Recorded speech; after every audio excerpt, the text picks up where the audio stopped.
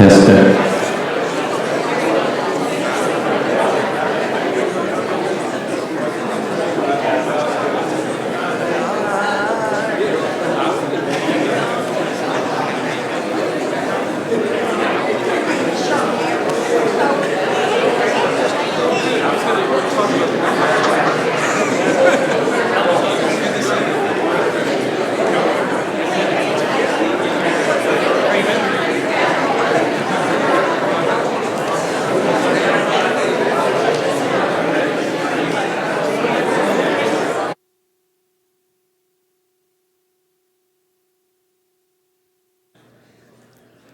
Good morning. Hey.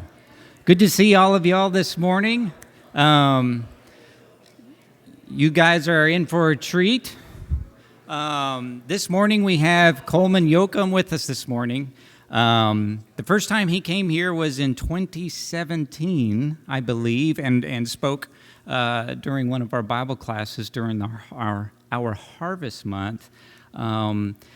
I'm going to give the time to him. He's going to tell you about some of the work that he's been doing for an organization called Micah 6 up in Pontiac, Michigan, that's near Detroit. And without further ado, before I start, I have some clipboards up here. I don't know if you recognize those people. This morning, you may be familiar. We pass around different missionaries, different ones that we support. And if you would, as you get these clipboards, put a note of encouragement on there.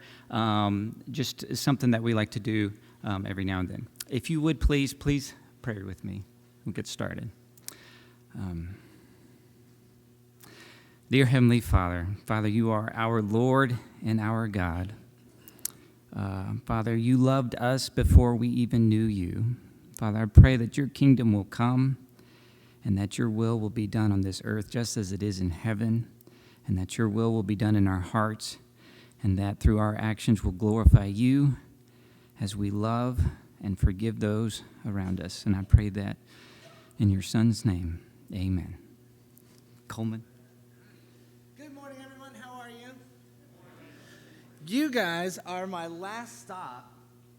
I've been traveling for a month, just talking.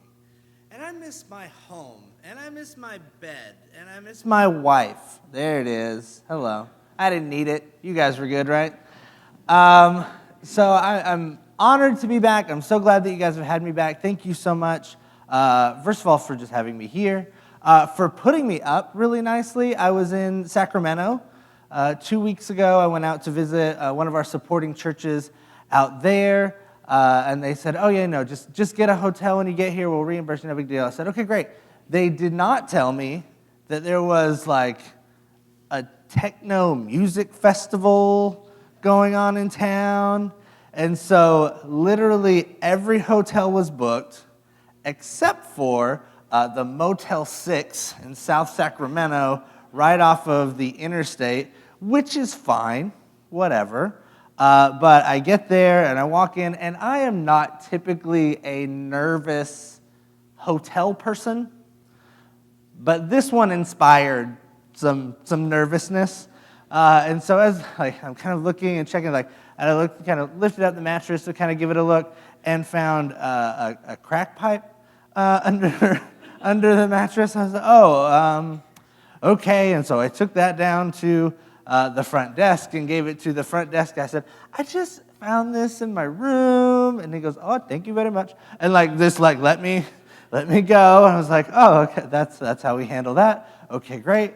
And then I climbed into bed because I was exhausted, and there was something under my back, and I got up, and it was someone's canister of pills that was between the mattress and the top sheet, which clearly lets me know that those sheets were not changed.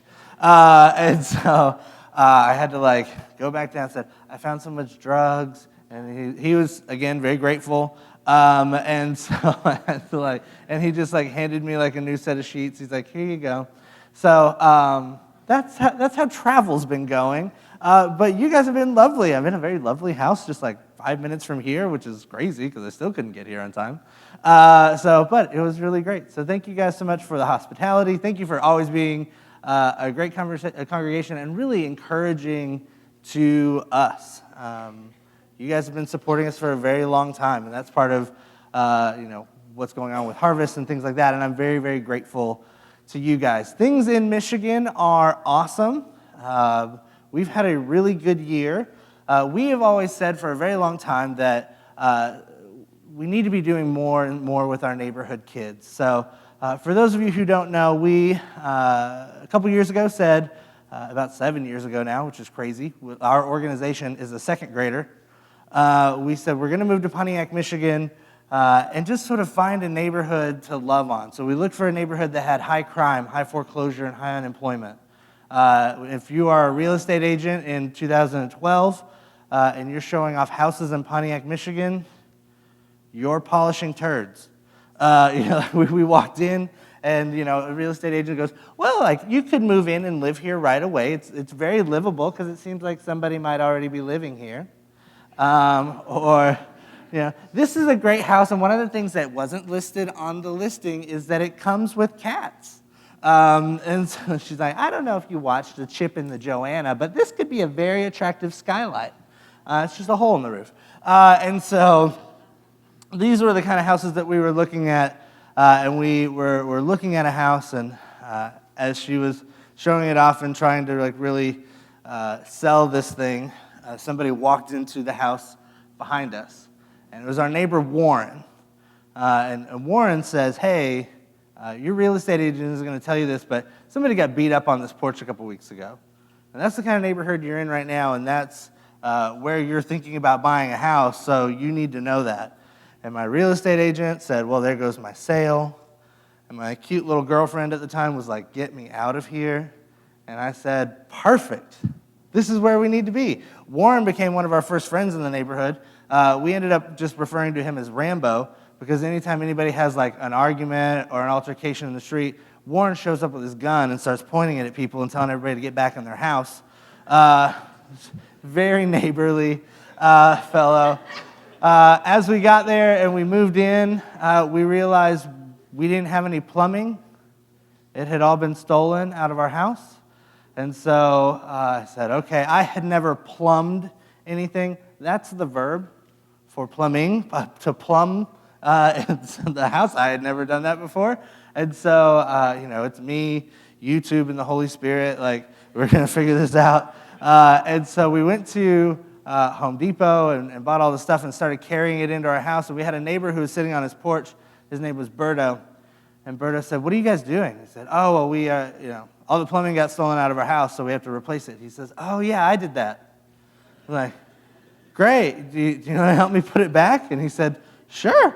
And so me and Berto start hanging out as he's helping me, put plumbing back in my house. And he was not helpful at all. He was more of a removal artist than an install guy. But Berto was one of our first friends, and we got to ask a lot of questions like, what's going well in this neighborhood? What's not going well? Why did you choose here instead of somewhere else? And so we started getting answers to a lot of these questions. We would be working on the house, and people would stop by and stick their head in and say, hey, when are you going to rent this house out? We'd say, we're not renting it out. We're going to live here. And they would say, good luck. I'd say, come on in, tell me more about that. Why don't you think I'll last? And they're like, because you're white. And I'm like, oh, okay, well, that's a pretty good reason. And we started asking a lot of questions and getting to know a lot of our neighbors and figuring out maybe what is something that we can do to sort of bring a little peace, to bring a little kingdom, to bring a little love to this neighborhood and start figuring things out. And so we found out pretty fast the average person in my neighborhood is a 47-year-old woman with a disability without a car. And the nearest grocery store to my neighborhood is 1.5 miles away.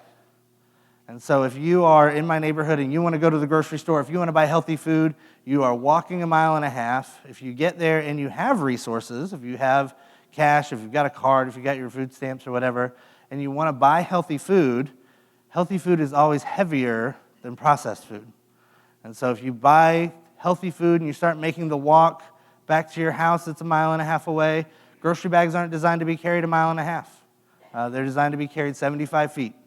When we go to the grocery store, we buy our groceries, we put it in our bag, we put that in our cart, we roll it out to our car, and we unload it into our trunk. The furthest walk a grocery bag ever makes is from the trunk of our car to our kitchen. They're not designed to be carried 1.5 miles. And so I have a lot of neighbors who are already on a limited food budget, who are walking, and then their bags rip, and their food falls on the ground, and rather than pick it up and risk their other bags breaking, they usually just leave it. And so I have neighbors who are already on a fixed food budget who are leaving food behind on the sidewalk. But we've got all these vacant lots. Pontiac, Detroit, Flint, these are all cities that are right now at about 1/3 of the population that they had at their peak. And so you got to figure 2 out of every 3 houses is empty. And kids use them, and they play in them, and drug dealers use them as stash houses, and they get used for things like prostitution. And eventually somebody on the block gets tired of that and just walks over and sets the house on fire. So we have all these vacant lots in our community where They put the fire out, and the city shows up, and they just scrape off the lot, and now it's sitting there empty. I have 52 vacant lots within 3 blocks of my house. And so we said, we have these vacant lots, what if we planted a garden? Just, grow a little bit of food, bring some neighbors out. It's a way, vacant lots, when they sit there, people just start throwing trash on them. So what if we start buying some of these, fixing them up, people stop dumping trash, we bring the neighbors out, get a little bit of help from the neighbors. Wouldn't that be really cool? And so we went to the county and we said, hey, look, we have these, vacant lots around the neighborhood. We want to buy a vacant lot. And they said, why? And I said, so we can plant a garden. Because, and totally expecting them to give me some number that I would have to go back and fundraise. They'll send 10,000 letters for people to donate to buy a lot. And so the lady behind the counter says, well, I guess, does $10 sound reasonable? I think I brought $80. So we bought 8 vacant lots and went back to our neighborhood and said, hey, we're going to plant gardens. Does anybody want to help? Totally expecting a couple of people to say, oh, yeah, we can help. But if you're in my community and you moved there and your family moved there in the 50s and 60s for jobs and factories, you probably left family members in the South that you would go back and visit from time to time and visit during summers, and sometimes kids would spend whole summers with grandparents back down south. And so out of nowhere, my neighbors are like, oh, I know how to grow green beans and collards and kale and tomatoes and peppers. All the knowledge for how to grow a garden was already in my neighborhood, which was wild. We did not expect that at all. And so we just said, oh, okay, everybody here already knows how to grow stuff. So Nancy, you are our pepper person, and Rodney, you do the tomatoes, and Dion, you're going to be in charge of this. We said the only rule is you can grow whatever you want, however you want. You just have to teach somebody else how to do it also. And so we jumped in.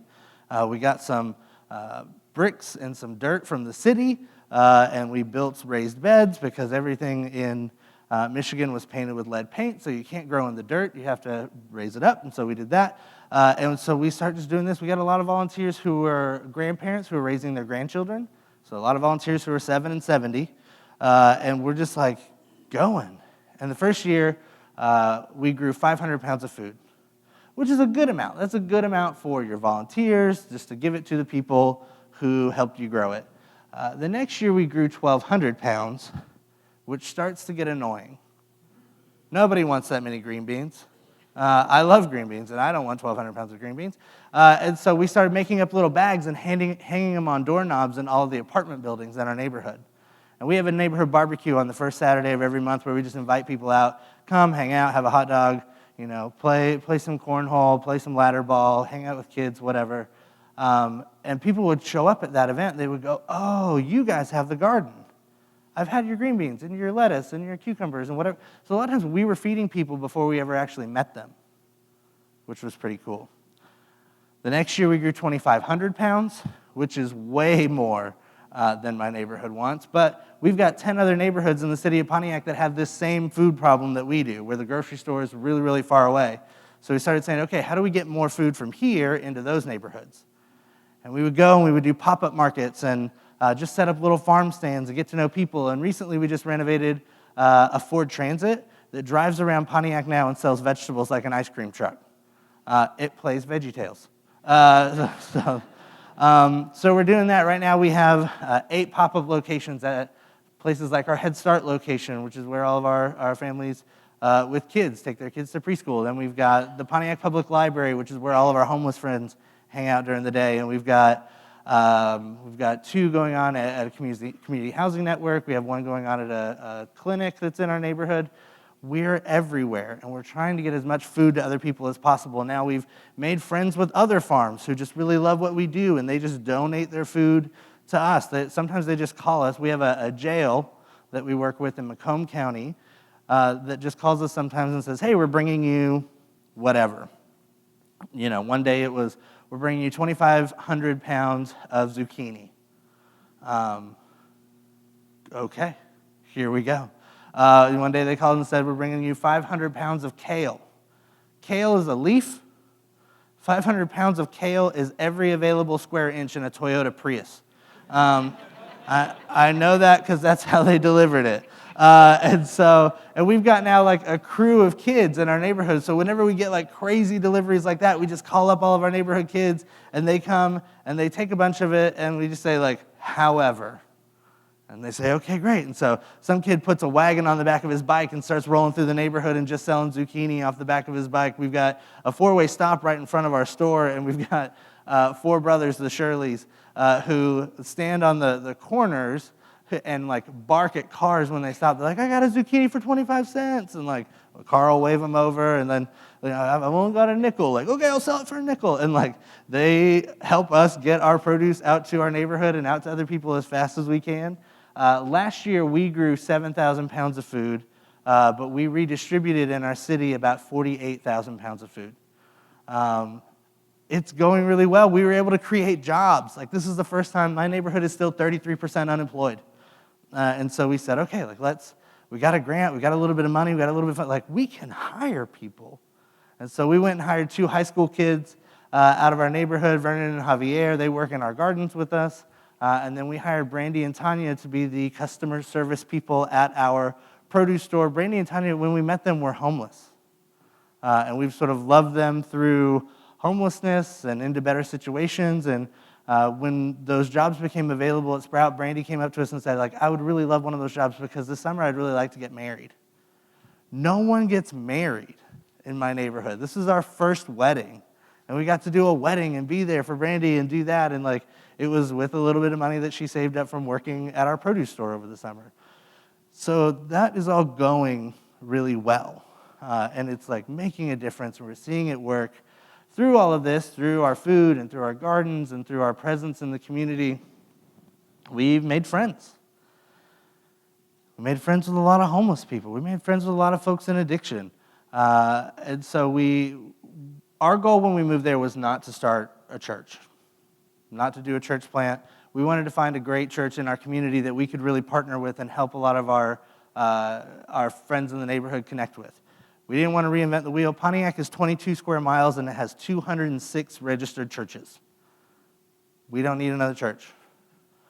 But as we started hanging out with our congregations in the neighborhood and saying, like, hey, we're making these friends, and like we'd really love a really safe place to refer them or to take them or to bring them, we had a lot of conversations with, well-meaning pastors and deacons and things like that who would say, so what you're asking is if we would like a large influx of homeless people in addiction, many of whom are sex offenders.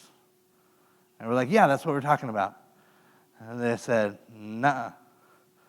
Like, okay. And so and we tried really hard. We're like, what if we just did like a class or a service or something here for them instead of they don't even have to integrate right away. And so we just did this over and over and over again. And the answer was always a very kind no. That is not the kind of people we want flooding our congregation.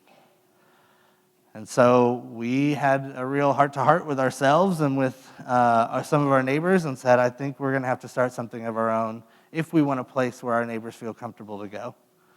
And so in 2014, on Easter, we launched our church plant. A lot of conversations, a lot of rah-rah. People were really excited, and no one showed up. Like, okay, neat. What are we doing? So that was, so we had started at 10. My neighborhood really doesn't start moving until 2. So we moved it back a little, and we moved it back a little, and finally we decided, okay, what if we just did 6 o'clock at night? 6 o'clock at night, 5 people showed up, and we're like, okay, great, this church is exploding. And so we started doing that, and in all this, when Micah 6 started, we ran our house with an open door. That anybody could come in at any time because the door was unlocked to shower, cook, do laundry, hang out and watch TV, charge their phones, because most of our friends were squatting in vacant houses that didn't have any utilities. And so we just ran our house with an open door. When it got into the winter, our door was always unlocked because we had a lot of friends who just would hit a certain point, usually around -10, where they go, nope, can't do this anymore. I got to go to the house that has a furnace. And they would come and hang out at our house. So usually if you show up at our house at any given time, there's 6 or 7 homeless people who are just hanging out, watching TV, eating ramen, talking about conspiracy theories. That's what they do. And so in all this, we met Sam and Leah. Sam and Leah were a heroin addict lesbian couple who lived down the street from us in a vacant house. And they started coming down first like, oh, just going to come charge my phone. And then, getting a little bit more comfortable and getting a little bit more comfortable and showering and then doing life with us. And then Tuesday night became Walking Dead night, where they would come over every Tuesday night to watch the latest episode of The Walking Dead. So it was Dead Night with Sam and Leah. Eventually, we started hosting what we called Fight Night, which is one time Sam came down with a busted lip. And we said, what happened? She goes, well, we got in a fight, and Leah punched me. And we were like, oh my gosh, I can't believe that. And then Leah shows up with 2 black eyes and bruises on her neck. And we said, okay, there's 2 sides to every story. And so as this is going on, we said, hey, like if it's getting to that point, if you guys are having an argument and it's escalating to that level, and you would like a safe place to come talk, work things out, whatever, feel free to come to our house. Like, if you feel like this is a safe place and maybe you guys wouldn't take a swing at each other in my living room, then feel free to come here and do it here. And so at about 11 o'clock at night, we would be sitting there and we would just hear them coming from down the street yelling at each other. It's like, okay, here we go. And they walk in and they fight about the normal things that couples fight about. Where are we buying our heroin? I can't believe you sold our bridge card. Who's this person that you let live in our vacant house with us? My stuff got stolen. What are we going to pawn this month? Like, this is just the kind of arguments that they would have. And me and Dylan, would just kind of sit there and be like, let's bring the volume down. That wasn't very nice. We don't have to talk about each other's weight. And at the end of that, they would resolve whatever they were working on, and they would leave and fight night. We did that probably once every other week for a little while. And then one time Sam came down and said, hey, I'm worried about Leah. She hasn't moved in 2 days. I said, that's troubling. And so we went down, and all they had was like a mattress on a floor in this vacant house that they were in. And Leah was this awful shade of gray. And we have 3 hospitals in our city. One you go to if you get stabbed or shot, one you don't go to, and one you go to if you need a surgery. Don't go to hospital is the one closest to our house, unfortunately. But we threw her in the car, and we're on our way to stabbed and shot hospital. And she's making this awful sound. It's like the nastiest sound of it. She's going,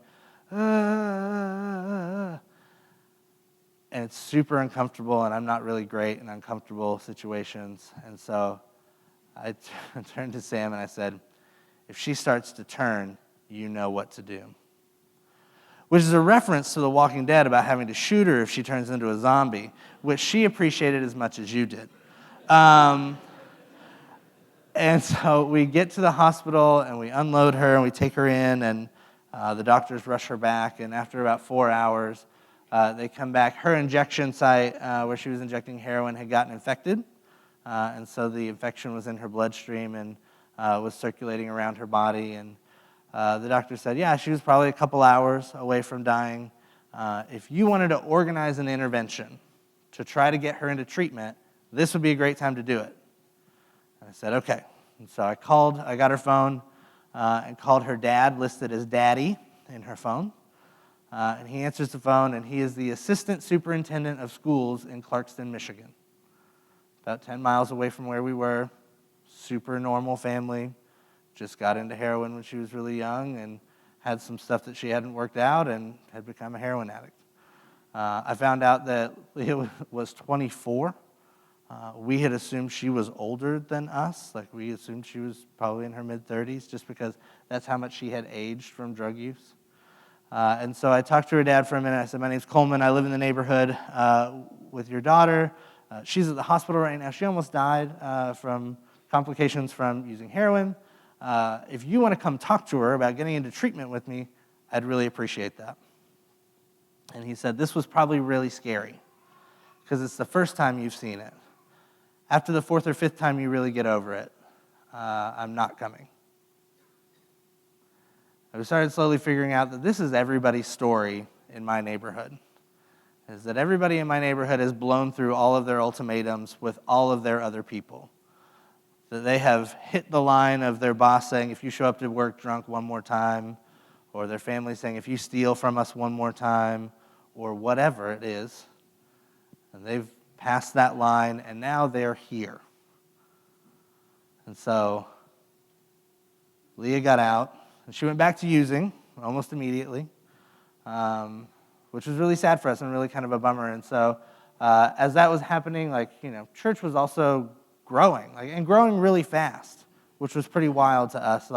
And people were coming in that we had never met and didn't know, and so they're plugging in and getting involved, and cool things are happening, and our church was up to 35 people, which was pretty wild. And what we didn't know was happening was that Saturday night, Friday night, whatever, Leah's going and hanging out with all her folks and using, but telling her people, I can't get too messed up because I got to be at church on Sunday.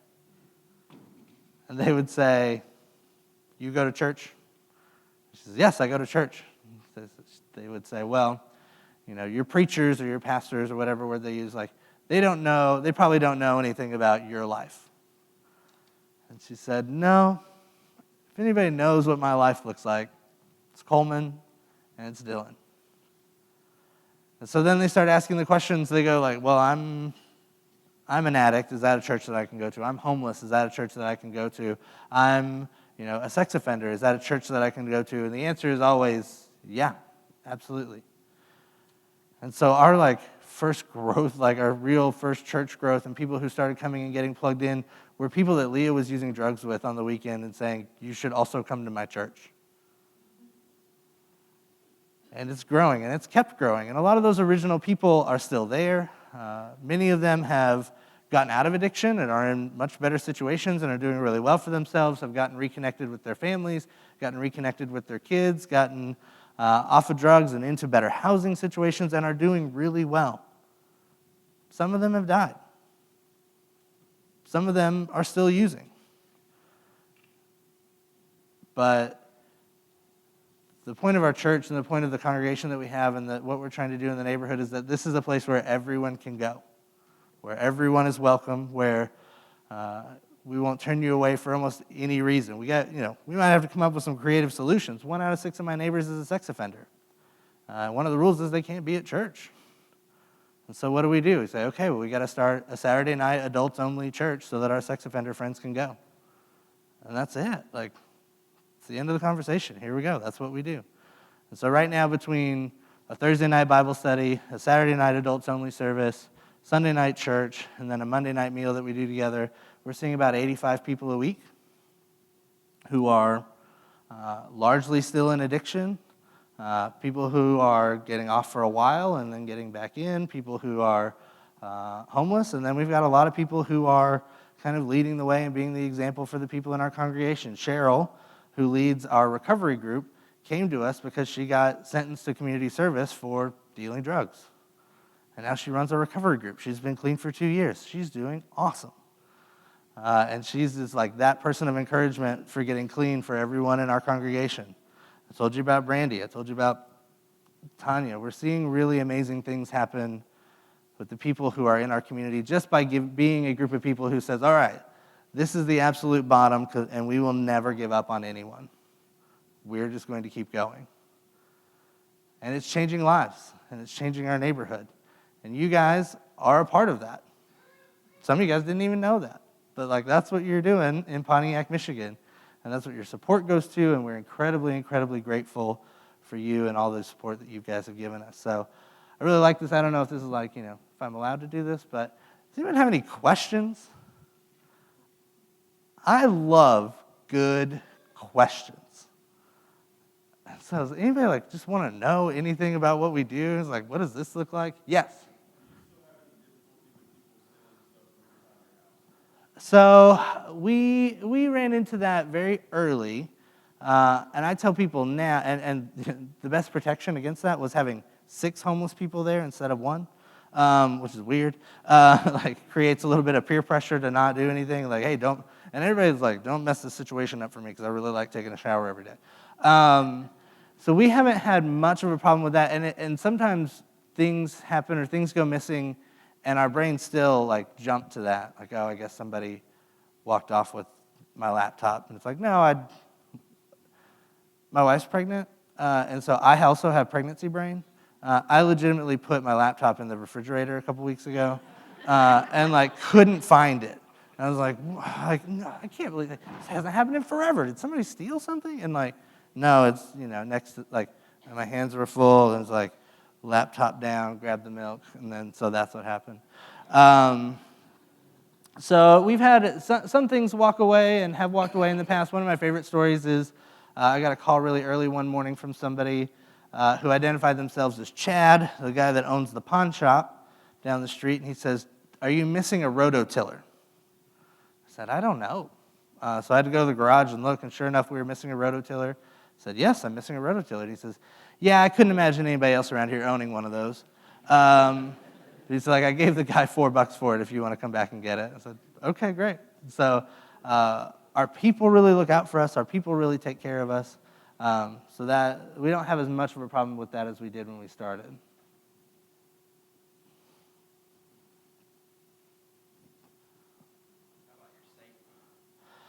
So we take a lot of interns for the summer, college kids, Harding kids, who have protective mothers. And they call me a lot. And so, but I will say, I have been punched. I have, we've had stuff stolen from us in the past. But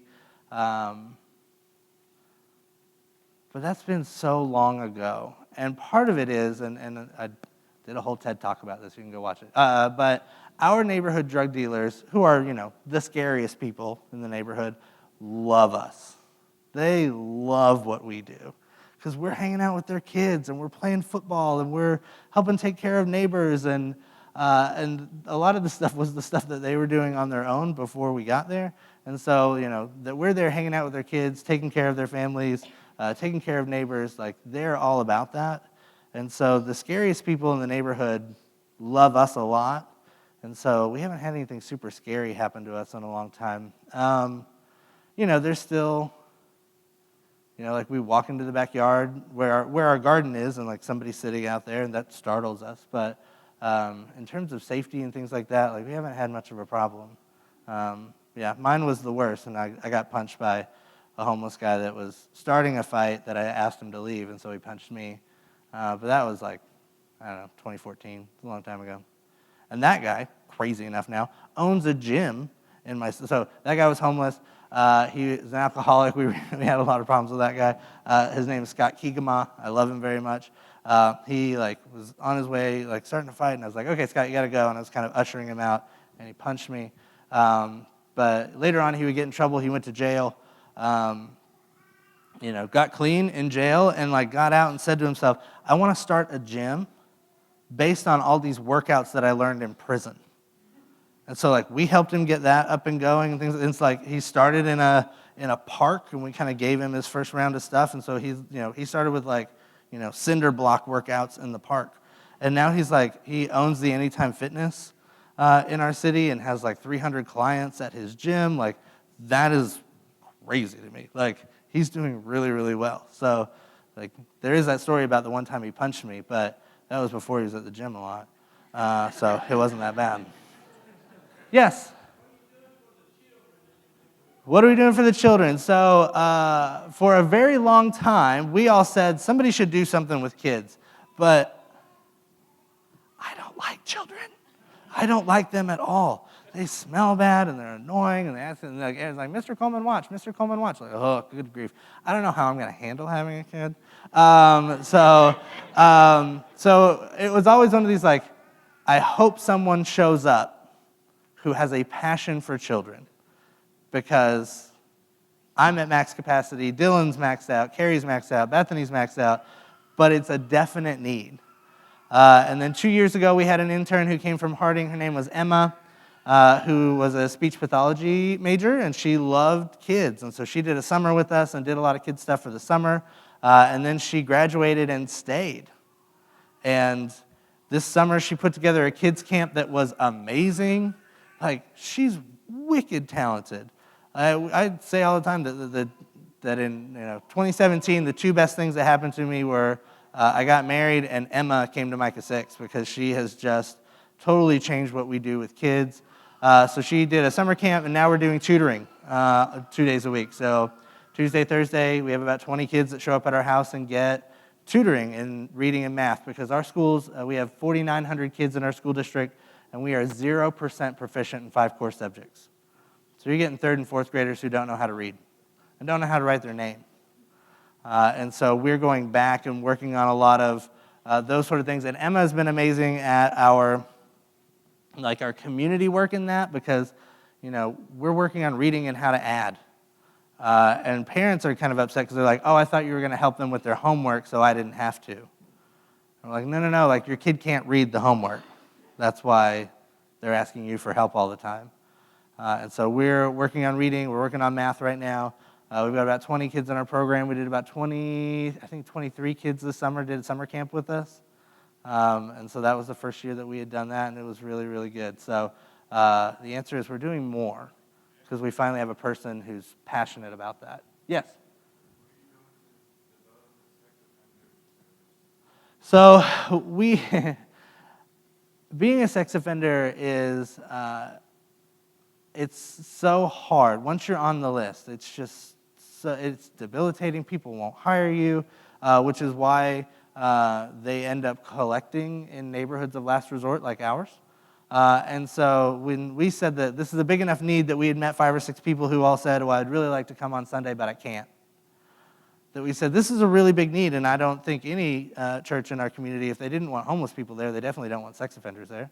And so the great thing for us, but the really unfortunate thing for our neighborhood sex offenders is that they're really easy to find. Their addresses are published online, and you can find them, and you can find the list, and you can find those people and who they are and where they are. And so we just pulled up the registry for everybody that's in our census district, which is 1420, and we just sent everyone a letter. Said, hey, we have this church. We understand that you're on the list, and these are your restrictions. If a church was something you were interested in, we would love to have you on Saturday nights at our church at this location. And so a lot of the folks who showed up first for that service were people who got that letter and came and said, is this real? Because people do awful things to people on that list. And so they weren't sure if we were legitimate or if it was like a thing to bring people together so that we can make fun of them or chastise them or do something awful. And so but they all showed up, and that's the service. And we have people who feel more at home at that service who are not sex offenders, and they just come to that service instead of our Sunday night service. Sunday night's crowded. I mean, our room fits about 35 people. We cram maybe 40 people in there, and so if you show up late on a Sunday night, you sort of stick your head in the room and go, nope, and then you take off and say, I'm going to come back early next week. But if you don't want to have that fight, then you can show up on Saturday night as well. At time for one more. I think you were first. So with all these relationships, how many baptisms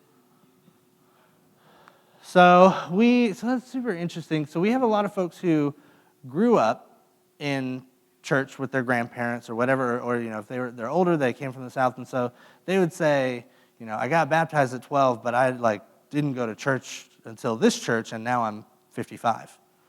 And so we kind of had to work out what do we do in that situation? And so most of the time what we do is we have a conversation with them where we say, do you feel like you need to be rebaptized? Would you just like to stand in front of the congregation and kind of tell your story as a recommitment and say, I've been gone from church for 40 years, but now I'm back and I'm recommitted and Jesus is doing amazing things in my life and so on and so forth. And so we usually let them make that call. I think right now we are up to people who have actually done the whole process, gotten baptized, about 12.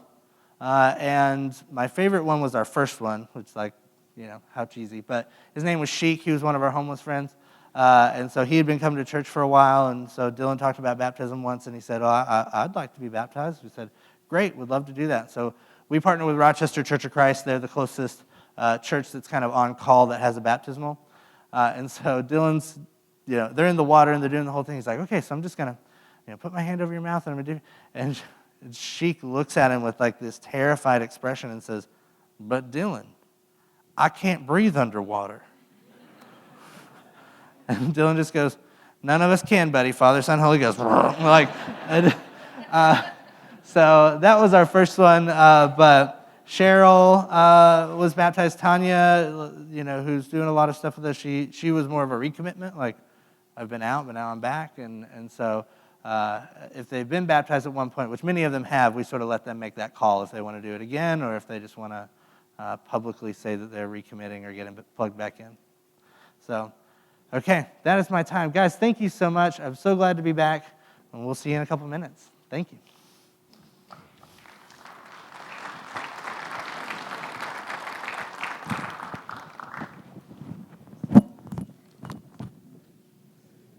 That's good stuff, man. I always love hearing you, dude. Thank you. Good I stuff. appreciate it. How are you? I'm great. Good. Things are good? Yeah.